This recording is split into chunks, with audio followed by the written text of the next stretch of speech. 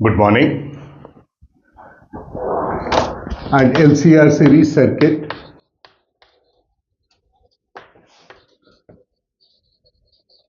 And resonance के बारे में और बात करेंगे। आपको ध्यान हो तो हमने पहले बात की थी एक फेजर डायग्राम की, जिसके अंदर हमने कहा कि यदि मैं इस एरो को किसी भी डायरेक्शन को करंट से रिप्रेजेंट करता हूं तो एक LCR सर्किट के अंदर EMF और करंट में हमेशा कोई फेज डिफरेंस होता है। And what we check was, सिर्फ इसके अक्रॉस यदि वोल्टेज देखें तो वो इस करंट से 90 डिग्री आगे होता है, इसके अक्रॉस देखें तो वो इस करंट से 90 डिग्री पीछे होता है, और इसके अक्रॉस देखें तो वो करंट के फेज में होता है। VR भी इसी डायरेक्शन में, let's call this as VR, this is VL, this is, और एक क्वांटिटी डिफाइन की थी जिसको कहा reactance, inductive reactance, capacitive reactance, and voltage across L C is equal to I X L C। और यदि दोनों तीनों है सर्किट में तो EMF वोल्टेज कितना होगा, इन दोनों का रिजल्टेंट वेक्टर डायग्राम लेना है। इन दोनों का रिजल्टेंट कितना हो गया यहां, और VR कितना है, ये रहा, तो रिजल्टेंट EMF कितना हो गया, ये रहा। This angle between the current and the resultant EMF is what we call as phi। अब ये phi पॉजिटिव है या नेगेटिव है, उस पर डिपेंड करता है कि करंट आगे है या वोल्टेज आगे है। तो इसी को प्लॉट करने के लिए क्या करेंगे,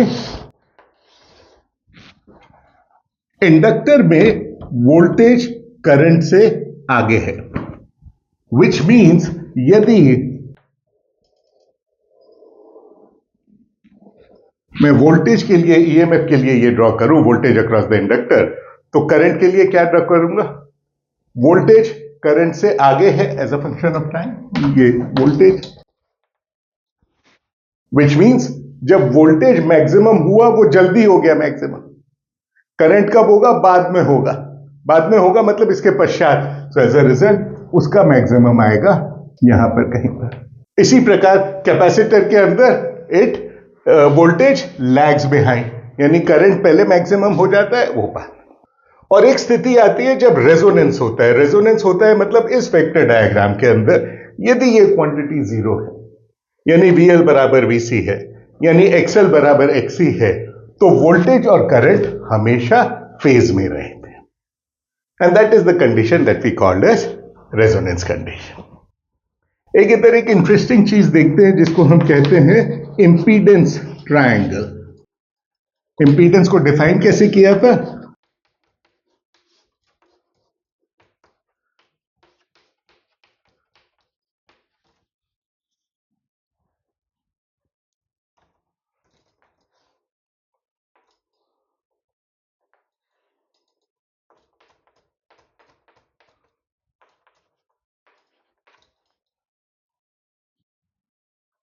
एज अ रिजल्ट आपका एक पावर फैक्टर होता है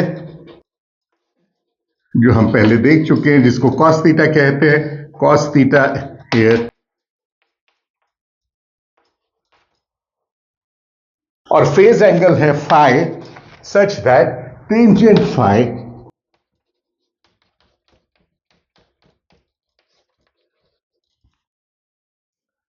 जो फेजर डायग्राम से अच्छी तरह समझ गए थे। तो अब ये जो रेजोनेंस की कंडीशन है, यहां पर यदि मैं करंट प्लॉट करूं as a function of frequency, मान लीजिए हमारे इस सर्किट में L C R सब फिक्स्ड है, ये है E0 sin ओमेगा t, और मैं कुछ करके इसको बदल सकता। तो जैसे जैसे ओमेगा को बदलूंगा तो सर्किट के अंदर करंट चेंज होता जाएगा। क्यों? क्योंकि जैसे जैसे ओमेगा को बदलूंगा तो ये रिएक्टेंस बदलता जाएगा, जैसे जैसे रिएक्टेंस बदलता जाएगा इंपीडेंस बदलता जाएगा, करंट भी बदलता जाएगा।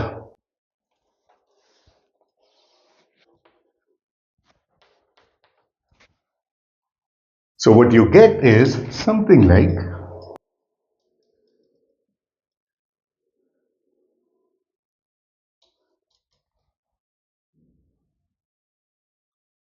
और ये पीक कहां पर आती है? ये पीक आती है at omega is equal to omega 0 when impedance is minimum, which implies XL is equal to XC implies omega square.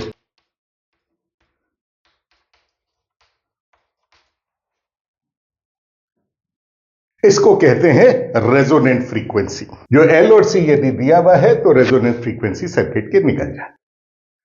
तो सर ये आर का क्या रोल है?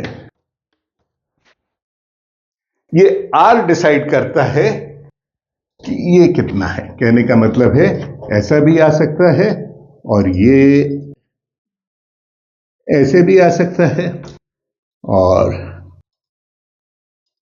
ऐसे भी आ सकता है। तो कौन डिसाइड करेगा कितना है? ओमेगा एल से ये फ्रीक्वेंसी तो डिसाइड हो गई, लेकिन आर डिसाइड करेगा कि इसके अंदर स्प्रेड कितना है। तो इसको मेजर करने का कोई तरीका होना चाहिए। तो इसको मेजर करने का क्या तरीका है? अब पहली बात तो ये कि हम ये चूज करें या ये चूज करें, एल और सी की वैल्यू, आर की वैल्यू क्या चूज करें ऐसे सर्किट के लिए, उसमें निर्भर करता है अपन चाहते क्या है। इसकी क्या खास बात है कि एक फ्रीक्वेंसी और उसके आसपास को तो खूब एम्पलीट्यूड से पास होने देगा और बाद की फ्रीक्वेंसीज उसके कंपैरिजन में खत्म हो जाएंगे। इसके अंदर ये फ्रीक्वेंसी भी पास होगी और ये फ्रीक्वेंसी भी पास होगी। क्यों? क्योंकि इस फ्रीक्वेंसी के करस्पॉन्डिंग भी जो करंट है वो करीब करीब उतना ही है। तो ये जो फिनोमेना है रेजोनेंस का, ये फिजिकल फिनोमेना है। अब ये एलसीआर सर्किट, सीरीज सर्किट वगैरह से कोई लेना देना नहीं। जब पुराने जमाने में वो स्कूल की घंटी हुआ करती थी डोंग, तो जब उसको बजाते हैं वो उसके लिए ये कर्व आता है, single frequency, very loud and it continuous. Tuning fork बजाया, दैट हैज हाई डिसिपेशन कम है। लेकिन म्यूजिकल इंस्ट्रूमेंट्स बजाते हैं तो म्यूजिकल इंस्ट्रूमेंट में आपको सिर्फ एक फ्रीक्वेंसी नहीं चाहिए, उसके आसपास भी और फ्रीक्वेंसी बैंड चाहिए। वही तो उसकी म्यूजिकल अलग अलग इंस्ट्रूमेंट की आवाज अलग अलग करता है कि how many frequencies are included. तो म्यूजिकल इंस्ट्रूमेंट वाले केस के अंदर आपका रेजोनेंस कर्व इस तरीके का होता है। तो हम रेजोनेंस की बात तो कर रहे हैं एलसीआर में, लेकिन रेजोनेंस एक जनरल फिनोमेना है। तो ये तो बात है कि क्वालिटेटिव। इसको क्या हम क्वांटिटेटिवली भी डिटरमाइन कर सकते हैं? उसके लिए एक क्वांटिटी डिफाइन करते हैं। ये तो हो गया यहां, जिसको कहते हैं quality factor.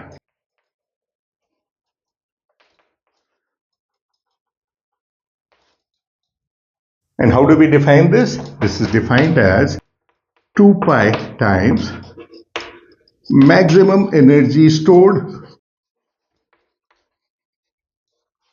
divided by energy dissipated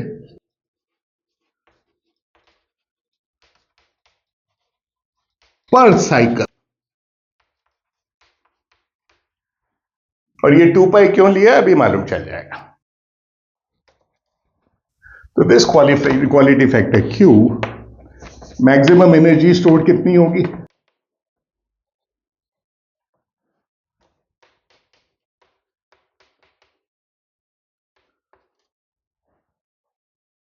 ये टोटल हुई या इंडक्टर में हुई? इंडक्टर में जो हुई वही टोटल हुई। क्यों? क्योंकि जब इंडक्टर में कम होगी कैपेसिटर में ज्यादा हो जाए। एंड एनर्जी डिसिपेटेड,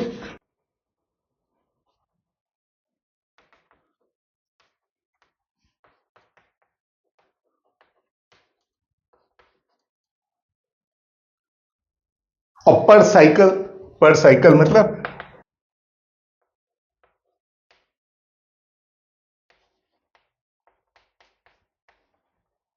एक टाइम पीरियड, ये पर साइकिल एक टाइम। सो क्वालिटी फैक्टर क्या हो गया? क्वालिटी फैक्टर हो गया, can get rid of this,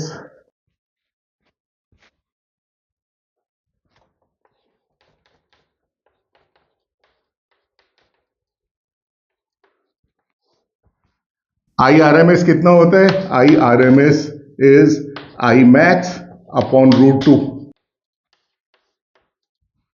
are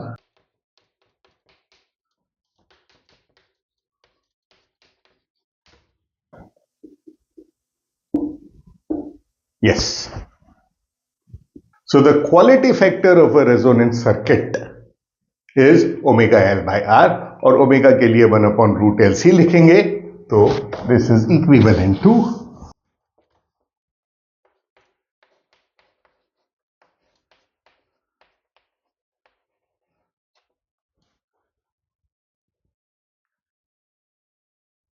और जैसे जैसे R की वैल्यू बढ़ती जाएगी क्वालिटी फैक्टर आपका कम होता जाएगा। तो इसको फिजिकली विजुअली समझने के लिए लोग ये भी करते हैं कि सर हम ये पता कर सकते हैं कि इसकी यहां पर विड्थ कितनी है या इसकी यहां पर विड्थ कितनी है और उसको रेजोनेंट फ्रीक्वेंसी से डिवाइड करें। तो अब इसको और इसको कंपेयर करने का एक बड़ा अच्छा तरीका है कि दोनों की रेजोनेंट फ्रीक्वेंसी तो सेम है लेकिन ये चौड़ा है ये कम है। तो विड्थ कहां पर लें? विड्थ कहां पर लेने का एक तरीका है, वो कहते हैं full width eight half maximum. तो बोले ये मैक्सिमम करंट है, आधा कब होगा? यहां पर, तो ये विड्थ ले ली। इसके लिए भी यही काम करें और full width eight half maximum जो है उसके करस्पॉन्डिंग जो फ्रीक्वेंसी है उसको कहते हैं delta omega divided by resonant frequency. तो क्वालिटी फैक्टर कब अच्छा होगा? जब ये कम होगा। So in fact quality factor is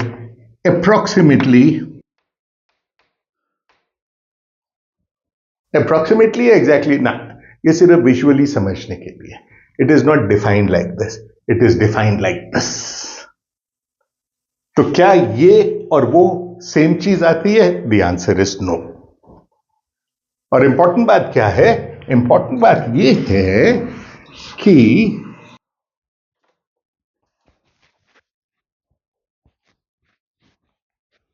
current जो होता है सर्किट में, that current is total EMF divided by impedance and Z is equal to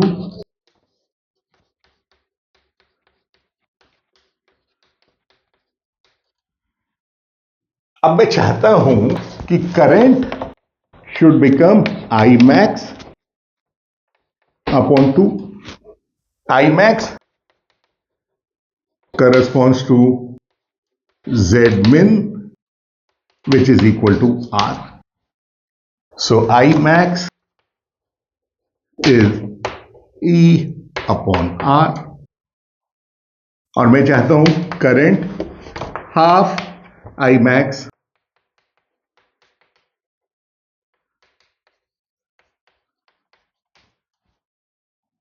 Therefore, my impedance should be equal to 2R. बड़ी आसान सी बात है, इतना बड़ा इशू क्यों बना रहे हैं अभी बताते हैं। यानी मैं इस इंपीडेंस को लिख सकता हूं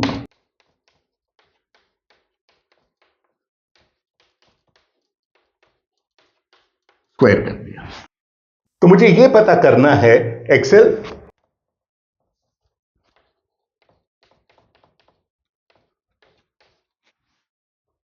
मुझे यह पता करना है कि जब omega 1 upon LC square root of 1 upon LC थी तब तो यह 0 था और उस वक्त इंपीडेंस ये था। अब इंपीडेंस को डबल हो जाना है, तो इंपीडेंस डबल होगा तो वो कौन सी फ्रीक्वेंसी पे होगा? यानी करंट हाफ जो होगा वो कौन सी फ्रीक्वेंसी पे होगा? And the issue is current half होगा तो वो तो एक इस फ्रीक्वेंसी पे होगा और दूसरा इस फ्रीक्वेंसी पे होगा, दोनों बार। क्यों? क्योंकि यहां पर करंट हाफ है, यहां पर भी करंट मैक्सिमम का हाफ है। This is some frequency omega 2, this is some frequency omega 1। अब सवाल यह है कि क्या ओमेगा 1 ओमेगा 0 माइनस ओमेगा 1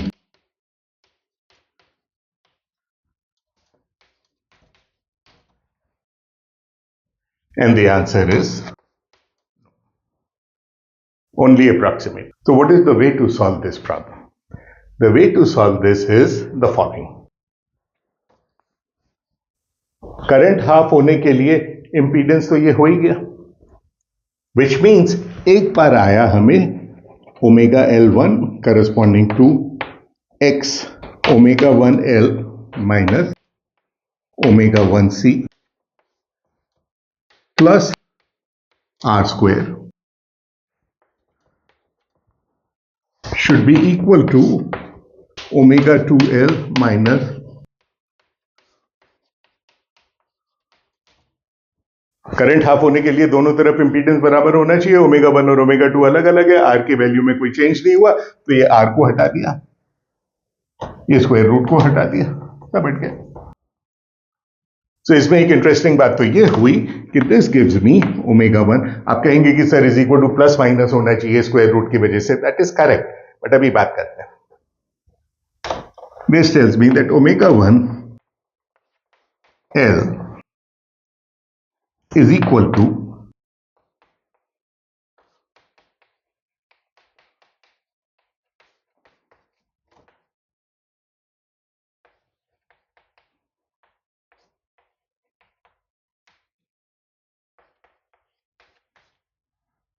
मैंने प्लस लिया था तो ये आ गया, माइनस स्क्वायर रूट लेता तो ये प्लस आ जाता,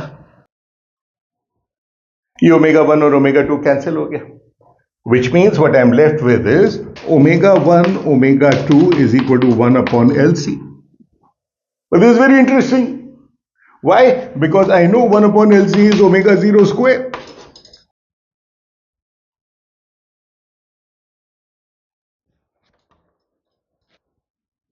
So essentially resonant frequency जो है इसका ज्योमेट्रिक मीन के बराबर हो गया, तो ये भी यूजफुल रिजल्ट है, फिर काम आएगा।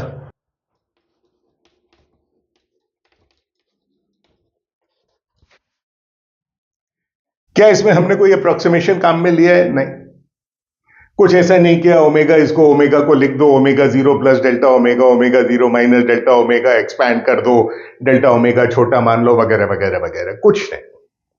तो this is exact. What is the next step? Again the same thing, और I can write this as omega 1L minus 1 upon omega 1C is equal to, ये इधर आ गया तो 3R स्क्वायर हो गया, स्क्वायर रूट ले लिया। और दूसरी बात क्या होगा,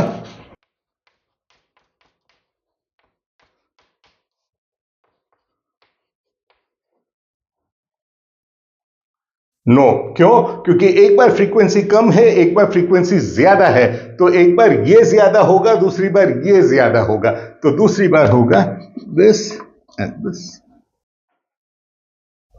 this implies omega 2L is equal to 1 upon omega 2C minus R root 3, and this implies omega 1L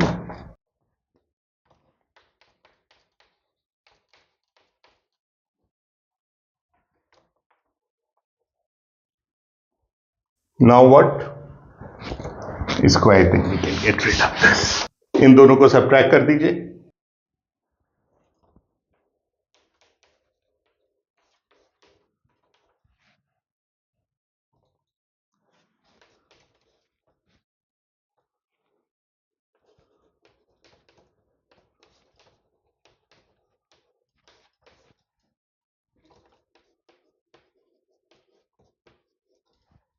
ठीक है।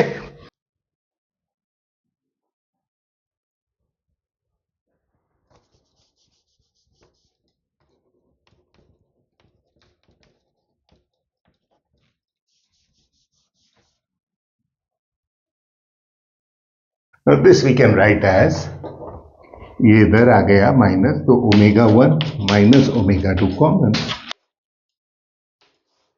L minus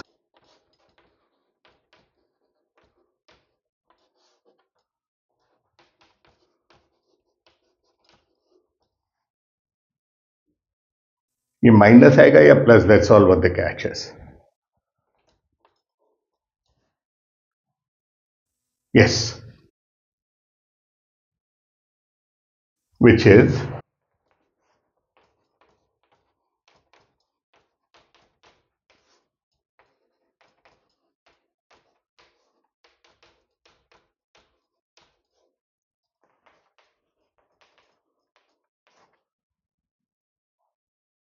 very interesting. क्यों? क्योंकि ये जो ओमेगा 1 ओमेगा 2 है, ये ओमेगा 0 स्क्वायर है, और omega 0 square is 1 upon L सी।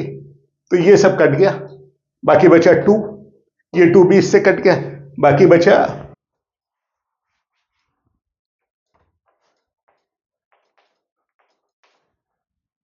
और ओमेगा 1 ओमेगा 2 की जगह में फिर लिख सकता हूं ओमेगा 0 स्क्वायर, और एक ओमेगा 0 को रहने दिया, दूसरे को वहां ले गया, तो ओमेगा 0 सी, और ये आ गया इधर से 2r√3। 2 नहीं, 2 तो इससे कट गया था, एंड ओमेगा 0 इज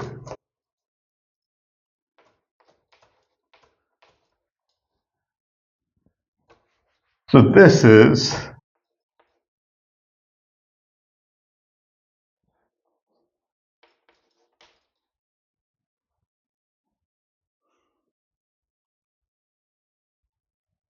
ये क्या हुई? ये हुई bandwidth, full with at half the maximum. Effect तो इंपीडेंस से ही होगा,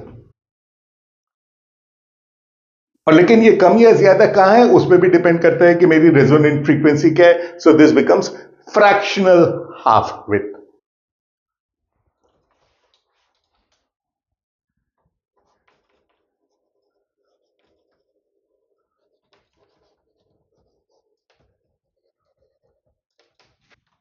और वही बात, रेजोनेंस कितना शार्प है, ये कब होगा? यदि ओमेगा 2 माइनस ओमेगा 1 या ओमेगा 1 माइनस ओमेगा 2 कम होगा। In fact I should write omega 2 minus omega 1, क्योंकि ओमेगा 2 ज्यादा है, which means minus sign doesn't bother me here, उससे कोई लेना देना नहीं है।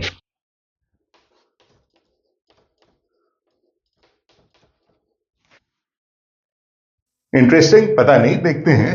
ये एल से किया, ये एल से किया, ये जो एल सी है ये ओमेगा स्क्वायर है, 1 अपॉन है, और उसका स्क्वायर रूट लिया तो ओमेगा हो गया, और ऊपर एल स्क्वायर का लिया स्क्वायर रूट तो एल हो गया।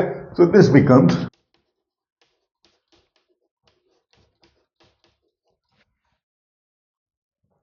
जो क्वालिटी फैक्टर हमने डिफाइन किया था, that quality factor was omega L by R, and that was defined in terms of कितनी एनर्जी स्टोर होती है और कितनी एनर्जी डिसिपेट होती है।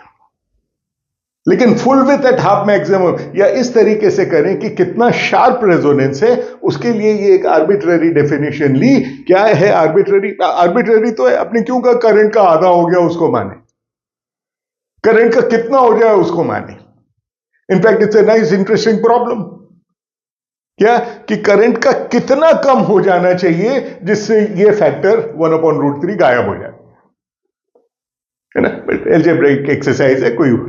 So this quantity is a good representation. आसान है, फिगर देख के पता कर लिया यदि आपको एलसीआर की वैल्यूज नहीं मालूम है ना? लेकिन ये क्वालिटी फैक्टर नहीं। एक मेजर बात करना चाहते हैं हम, जिसको कहते हैं ट्रांसफॉर्मर्स।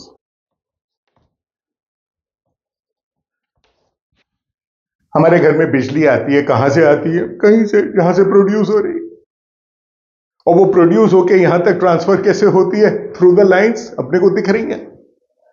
तो ये जो लाइंस हैं, वो ओरिजिनल ग्रिड जहां पे प्रोडक्शन हो रहा है, how much energy is being transmitted? The energy which is being transmitted is power average E R M S I R M S.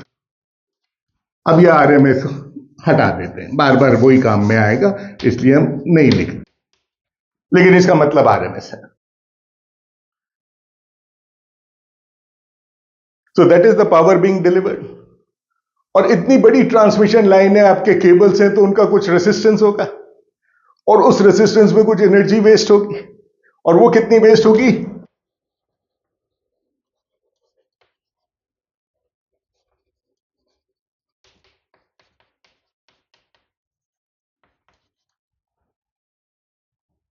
Power मिल तो इतना रहा है, उसमें से इतनी वेस्ट हो गई। तो क्या कुछ ऐसा कर सकते हैं कि ये करंट को कम कर दें? करंट को कम कर दें तो एनर्जी डिसिपेशन कम हो जाएगा। उससे करंट को कैसे कम कर सकते हो? ईएमएफ तो उतना ही मिल रहा है, सोर्स से वोल्टेज तो उतना ही मिल रहा है, तो चलो वोल्टेज को बढ़ा देते हैं। लेकिन सर अपने घर पे तो 220 वोल्ट आता है, तो कैसे बढ़ा दें? यदि आप ट्रांसफॉर्मर इधर उधर देखोगे तो वहां लिखा मिलेगा 11 किलो वोल्ट। तो ये ट्रांसफॉर्मर क्या करता है? ट्रांसफॉर्मर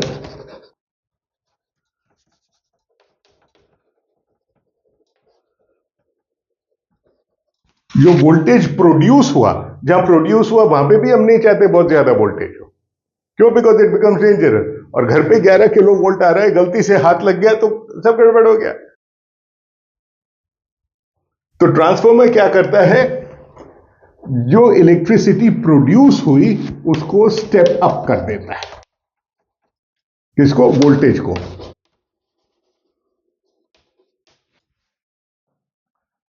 और 220 की जगह 11 किलो वोल्ट कर दिया, पावर उतना ही रहा, तो करंट कम हो गया।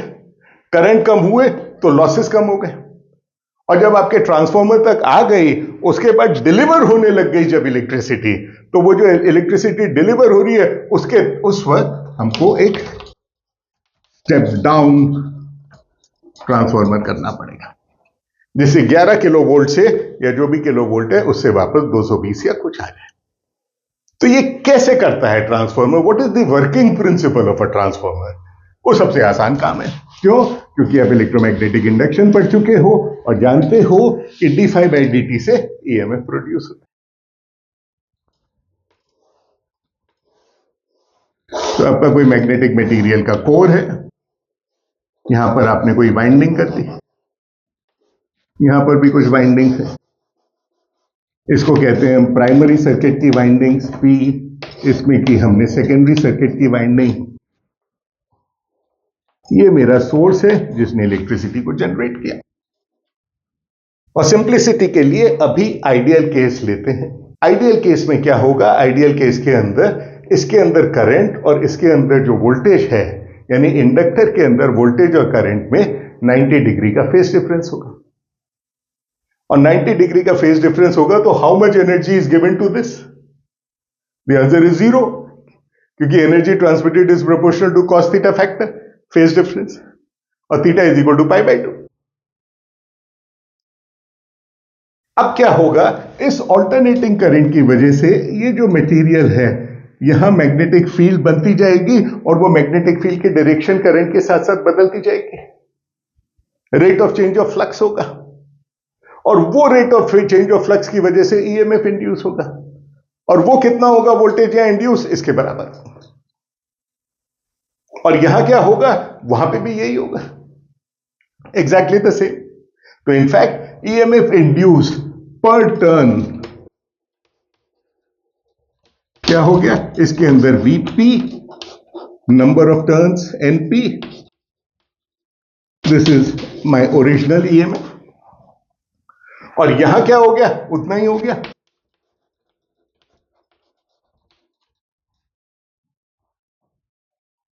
इसका माने हुआ Vs is equal to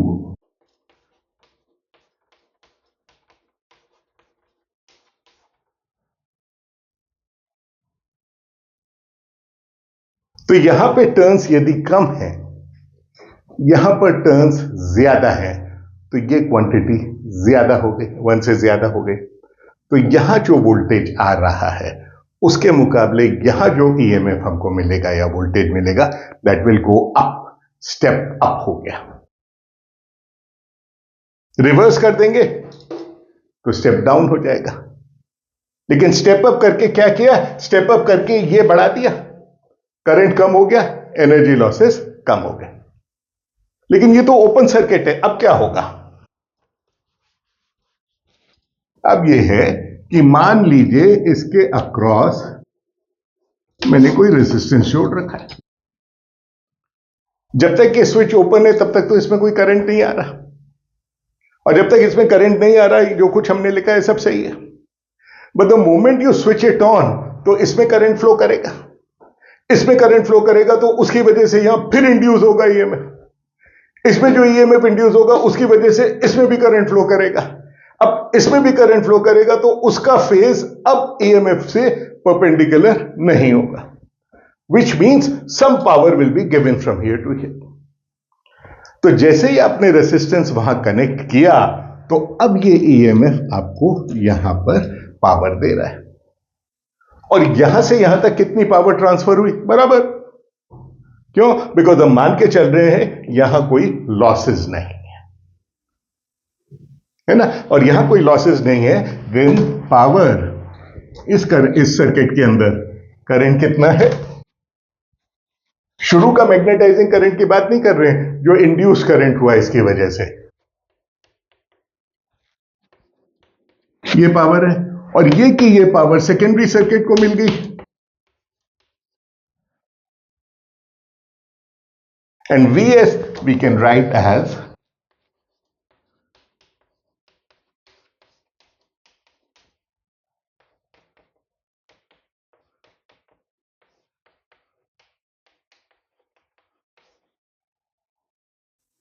and Is is Vs upon R, और Vs कितना है, Vs हो रहा, सो दिस बिकम्स, ये Vs हटा दिया हमने यहां से, Ns अपॉन Np स्क्वायर और Vp हो गया।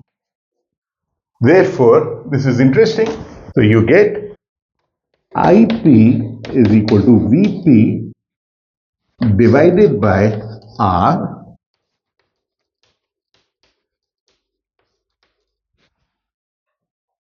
तो अब ये जो मेरा सोर्स ऑफ ईएमएफ है, कंटिन्यूसली जो एनर्जी दे रहा है वो कितनी दे रहा है, इतनी दे रहा है, ये करंट आ गया। तो ये क्या है, ये है मेरा आर इक्विवेलेंट। तो जैसे ही मैंने इस सर्किट को यहां ऑन किया तो ऐसी स्थिति में प्राइमरी सर्किट में से कितना करंट डिलीवर होगा, ये उस पर निर्भर करता है कि यहां नंबर ऑफ कॉइल्स कितने हैं, number of turns, R equivalent पर डिपेंड करता है।